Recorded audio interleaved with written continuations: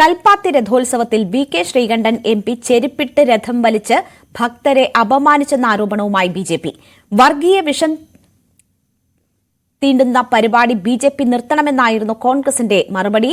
തേരുവലിക്കേണ്ടത് വിശ്വാസപൂർവ്വമാണെന്ന പ്രതികരണവുമായി ഇടത് സ്ഥാനാർത്ഥി പി. സരിനും വിവാദത്തിൽ കക്ഷി ചേർന്നു.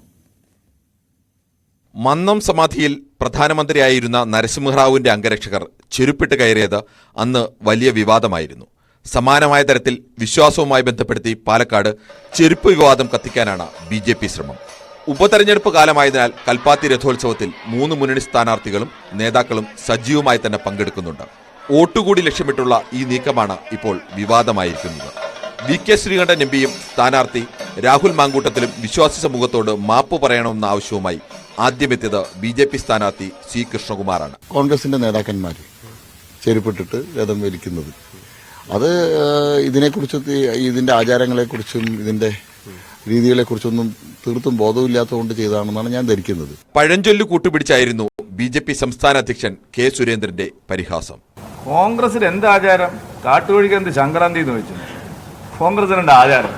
രഥം വലിച്ചപ്പോൾ ആരെങ്കിലും ചെരുപ്പിട്ടോ എന്ന് കണ്ടിട്ടില്ലെന്നും വിഷം ചികയുന്ന പരിപാടി ബി.ജെ.പി. നിർത്തണമെന്നുമായിരുന്നു യു.ഡി.എഫ്. സ്ഥാനാർത്ഥി രാഹുൽ മാങ്കൂട്ടത്തിന്റെ മറുപടി.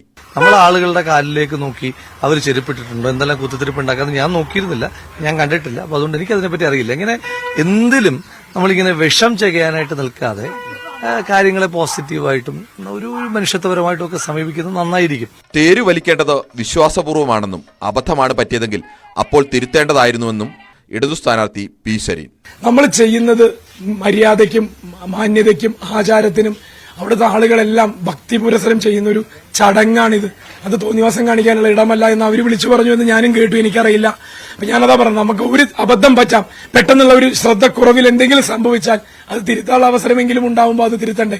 പാലക്കാട് ഒന്നിനു പിറകെ ഒന്നായി വരുന്ന വിവാദങ്ങളുടെ തുടർച്ചയായി ചെരുപ്പിട്ട് രഥം വലിച്ചെന്ന വിവാദവും സജീവമാവുകയാണ്. Political desk, news 18.